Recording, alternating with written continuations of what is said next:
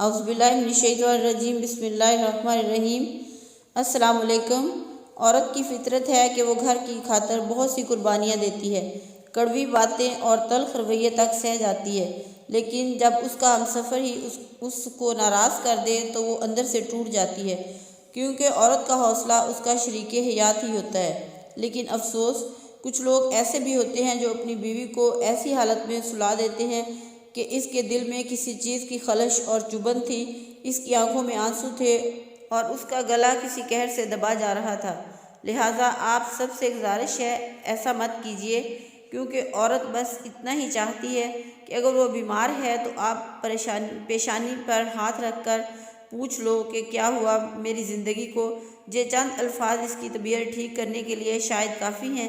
ان مہنگے دوائیوں سے جو ڈاکٹر اسے لکھواتا ہے، کیونکہ وہ بھی انسان ہے، اس کے بھی جذبات ہیں۔ برسوں اپنے باپ کی شفقت کے سائے تلے اپنے گھر والوں کے ساتھ پلتی بڑھتی ہے، اور اب کہاں ایک ناواقف شخص کے ساتھ آ کر سوئی پڑی ہے، اور اس ناواقف شخص کے لیے اس نے اپنے گھر بار، ماں باپ چھوڑا، والدین کا لاڈ پیار اور ناز نخرے چھوڑا، اپنے گھر کی راحت اور آرام کو چھوڑا، اور ایسے شخص کے پاس آئی پڑی ہے جو بس اسے اچھے کی تلقین اور برائی سے روکتا ہے۔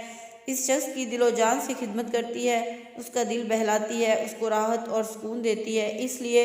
عورت کا بھی حق ہے کہ یہ اس کو بدلے میں وہ سب کچھ ملے جو وہ مرد کے لیے کرتی ہے، تو خدا را اس کو بے پناہ عزت دو، کیونکہ ساری دنیا چھوڑ کر تمہارے پاس آئی ہے۔